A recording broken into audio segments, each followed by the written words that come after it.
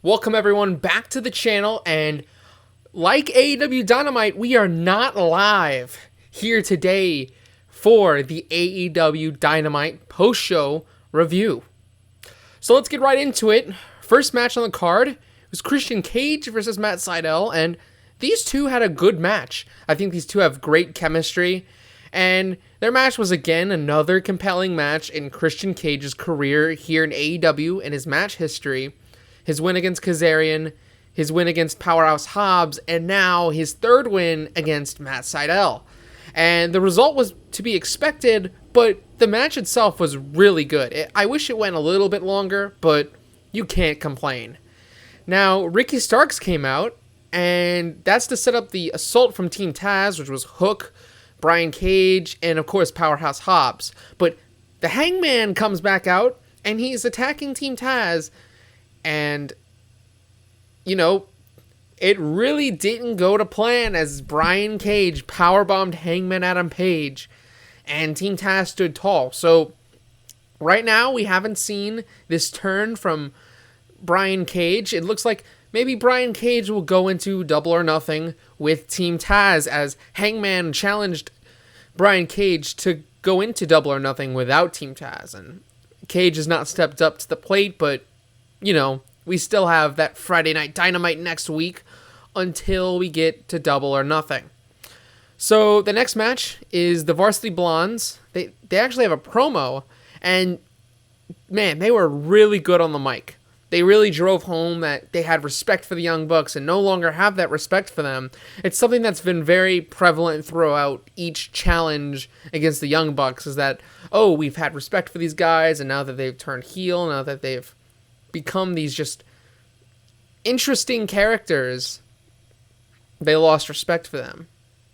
So even before they got this challenge for the titles, I've been impressed with the Varsity Blondes, and now they have their valet Julia Hart to manage their team, and I think that's a perfect addition. You know, Varsity Blondes, high school cheerleader, it just fits together. So our second match was a very, very good match between the number 3 ranked tag team, the Acclaimed, going against the number 4 ranked tag team of Jon Moxley and Eddie Kingston. And Mox and Kingston came out first, and the Wild Things theme still played, but it's a different version. So it sounded a lot better. It sounded a lot more like, you know, a wrestler's entrance. So Moxley and Kingston came out. They even had the crowd, which was the AEW wrestlers, because this wasn't live. They had the AEW wrestlers, you know, screaming Wild Things, and that was just, it was good. It kind of makes me feel better about, oh, maybe they'll go with Wild Things as the theme. I know last Monday on AEW Dark Elevation, Moxley still used his AEW theme, so don't know where they're going with that, but either way, I'm very cool with it now if they use that version of Wild Things. I know last week I wasn't too happy about it, but I understood why. So, and then Max Caster came out, and boy, oh boy, I think he had his best promo, his best rap, because he went at Kingston, and he especially went after Moxley with Renee's oral sessions. Oh gosh, that was fantastic. Good reference. So this time, Moxley and Kingston beat the crap out of the Acclaimed as the bell rings, and I really like the spot during the match where Moxley chokes out Bowens, and Bowens drops to the floor as if he really did pass out, but the illusion was kind of ruined when about 30 seconds later, Bowens pops right back up when Max Caster has Moxley in the corner. But besides that, you know, the Acclaimed tried to cheat to win, throwing the chains and then using that as a distraction to hit one of their two opponents with the boombox. Didn't quite work. And Moxley and Kingston won with a wheelbarrow paradigm shift. And they scored the upset. You know, looking at the numbers and the rankings, this is an upset. Jon Moxley and Eddie Kingston winning. I mean, we saw this coming, obviously, because they booked this show to make it predictable. They already booked the program between the Bucks and Moxley and Kingston, so you knew that Moxley and Kingston were going to win this one. Now, that's just how it is in AEW. I think the ranking system is kind of is a giveaway for what they're doing, because obviously Moxley and Kingston are going to win the match in order to have some momentum, to get up to that number one spot, or even just to have momentum going into Double or Nothing, which it's classic wrestling. Whatever. So, and after that, we had Tony Schiavone interviewing Ethan Page and Scorpio Sky, and Scorpio's been really impressive as a heel. But Ethan Page's promo against Darby Allin was probably, I'll call it, the best promo of the night. And there were a lot of good promos in my mind. Ethan Page's promo with Darby Allin saying that he'll be the nail in his coffin, that really was powerful. I felt that on a real level. And then Sting and Darby Allin come out and assault the heel duo of Page and Scorpio Sky. And then Sting makes Scorpio Sky tap out in the center of the ring with a Scorpion Deathlock. And something that... before that, the Dark Order came out and kind of showed that, Scorpio Sky left his teammates in SCU, and now he barely has any friends here in AEW. It's kind of a, this is what you get for turning heel and turning your back on the fans and, of course, on SCU.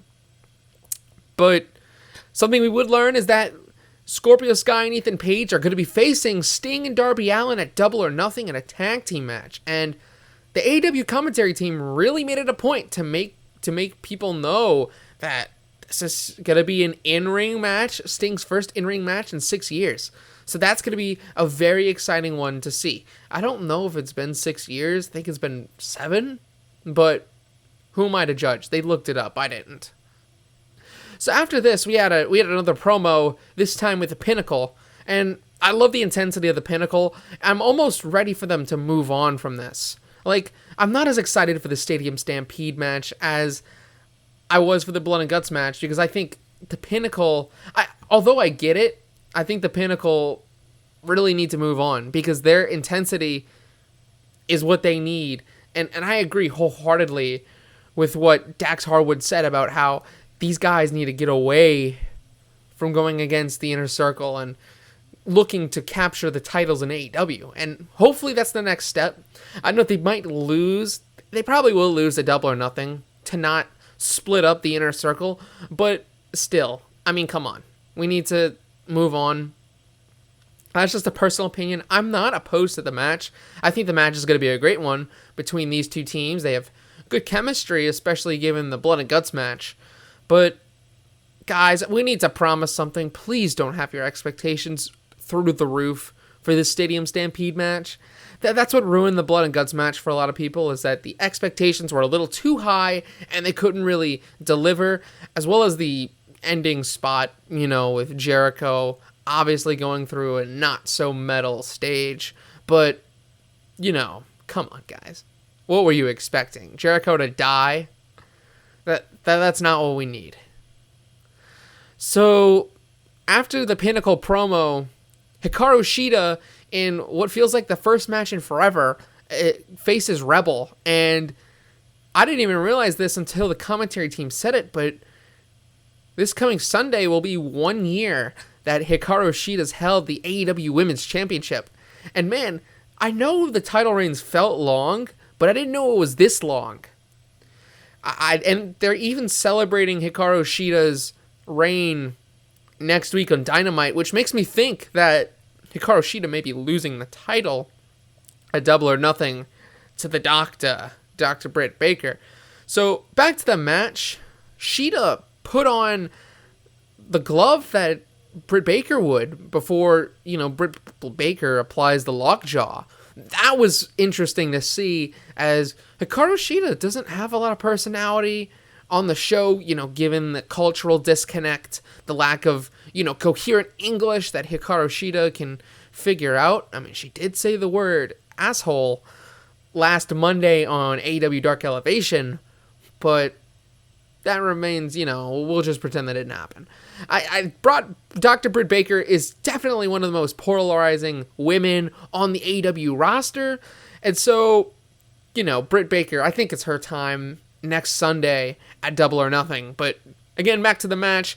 Britt Baker distracts Hikaru Shida, and Rebel almost wins with, I think it was a throwing suplex. I don't know what exactly the commentary team called it, but Hikaru Shida applied the stretch muffler and gets the tap out win against Rebel. And then Britt Baker attacks Hikaru Shida, and she hits a curb stomp, which we saw last week on AEW Dark Elevation. There was a lot that went on in AEW Dark Elevation, so be sure to give it a little watch. I know last week it was 2.5 hours, or like this past week it was 2.5 hours. It's a lot, but if you have the time for it, go for it. I mean, it's good stuff. It's not must-see television. It's not a must-see show as Rampage would be. AEW Rampage coming August 14th on TNT, 9 p.m. Central on Friday nights. That's exciting. So, after the Shida Rebel match, we had Kenny Omega have a little pep talk with Orange Cassidy, trying to get him out of the triple threat, out of the three-way title match at Double or Nothing. I don't think it's going to happen. We all know it's not going to happen. It'll be that three-way between Pac, Kenny Omega, and Orange Cassidy, and boy oh boy, I am excited for that one. So next, the Inner Circle. I literally wrote up that the Inner Circle were declaring before they did, because, come on, they weren't going to say no. And I wasn't really invested in this promo until Jake Hager really brought out the intensity, when he opened his mouth. The man really did speak some facts about how they can't say no to this match. They have to take this match. And although I don't like it, it gets me more invested that the Inner Circle are hell-bent on winning, and, you're going to have to kill them for them to give up, even though they gave up when the Pinnacle didn't kill them at Blood and Guts. It's a little murky. Not too much of a fan of that way of taking things, but whatever. You can't really do much. And they accept the Stadium Stampede match, it's going to happen. That's fine. So next, we have the NWA Women's World Championship match between the champion Serena Deb and the number 5 ranked wrestler in the women's division in Red Velvet. And this match was really solid. It's been a long time since we've seen Serena Deb in AEW, so seeing her back was a refreshing sight. And Serena Deb, she worked the legs the entire match in order to lock in the Serenity Lock. And Red Velvet almost got a win from a roll-up, but working the leg a little more, Serena Deb locks in that Serenity Lock, and Deb retained the title. It was a good match. Red Velvet had an impressive showing, but wasn't enough. So then we see Pac outside the Elite locker room, ranting, and you gotta help, and you can't help but feel for Pac, because, man, he hasn't been provided with the opportunities that really he should have. He's been on the AEW roster since pretty much the beginning, and he hasn't received a title shot until now, and even so, it's a triple threat. So, I mean, it's understandable. It helps us kind of resonate more with Pac, and it's really hard to think that Pac is not the most hated wrestler in this match, that being, Kenny Omega. Because people have a problem with Kenny Omega, and also he's a heel. So, two understandable things. And then we have Anthony Ogogo versus Austin Gunn, and, this is probably the worst part of the show. The fun fact about Austin Gunn was that he's on a 19-match winning streak before this, but, if you watch this match without knowing that, you wouldn't have been able to tell, because they made Austin Gunn look really weak. I get the gut punches. The gut punches I'm okay with, but stopping it by knockout, I'm never going to be okay with that finish. If Ogogo beats Cody, he won't. But if he does beat him at Double or Nothing by knockout, we're going to have some serious problems. The internet will explode. We do not need that. This is a wrestling match. This is not a boxing match. I get what AEW is going for, but you can knock them out and pin them. not make someone who was on a 19-match winning streak look like a puny wrestler in comparison. I get you're trying to build up your talent, but stop trying to bury your talent at the same time. So, yeah, that's all I gotta say. And after that, we had an interview with SCU. Christopher Daniels made his exit really quickly, and Frankie Kazarian takes an interesting take on things. He's kind of now an elite killer. He's looking to kill the elite any way possible or die trying, and I'm really digging it. I can't wait to see what the future holds for Frankie Kazarian here in All Elite Wrestling. So then Miro comes out, and this is probably my promo of the night. Miro put out some amazing stuff. And bottom line, he's challenging someone on Friday Night Dynamite. We learned that it's Dante Martin of Top Flight. So prayers for Dante Martin because he's going to die. And Lance Archer comes out,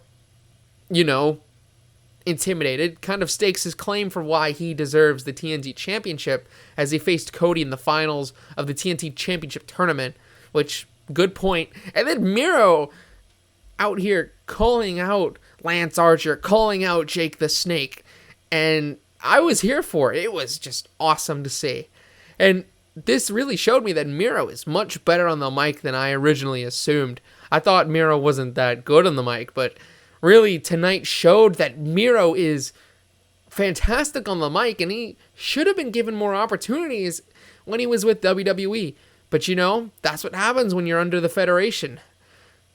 That's the World Wrestling Federation. But, you are just locked in, kept to a script. It's one of the things that all elite wrestlers always say about how it's refreshing to have their own stories written by themselves, Just, it's a refreshing sight. And Miro really showed how good on the mic he could be. So they announced the Double or Nothing card. We're going to get to that next week on the channel. Hopefully I'm in town. It might be rough. We'll have to see. But now to the main event.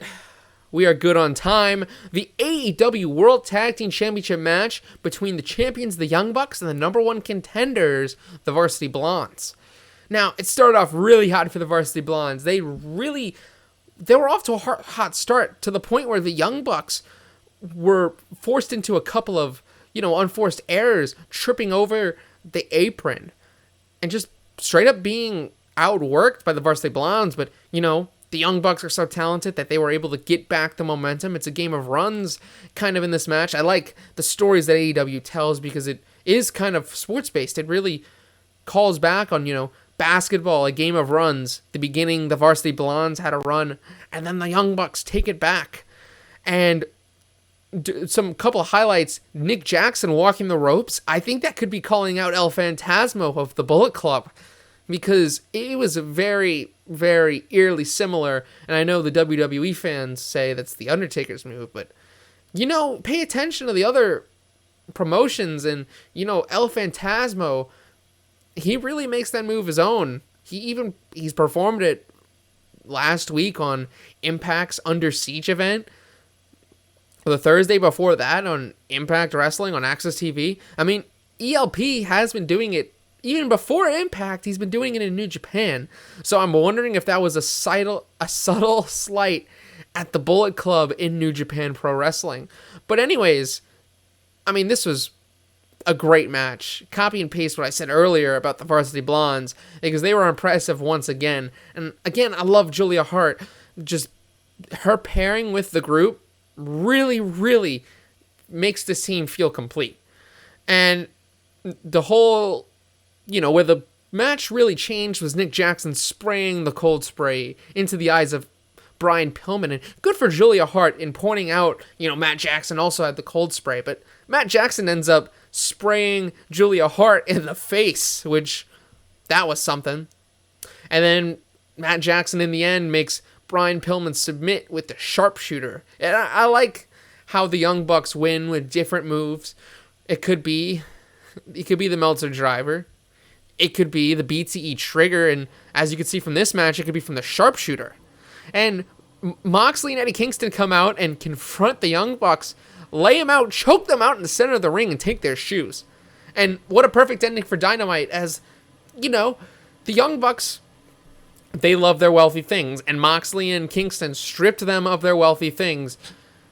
Hopefully this brings on a grittier Young Bucks, as it was announced that these four men are fighting for the AEW Tag Team Championships at Double or Nothing. This is going to be an awesome show. This was a very solid episode of Dynamite. Nothing too good.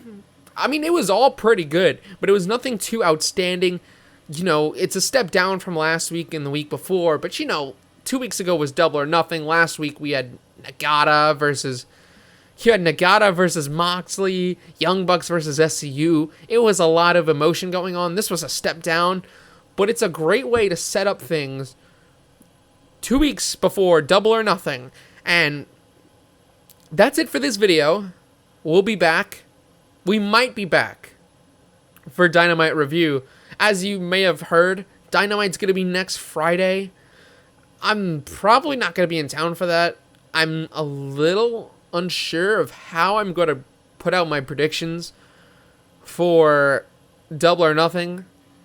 But whether I have to sacrifice the mic quality or whatever, it'll have to be what we have to do in order to get this video out for you all here on Sports Banter.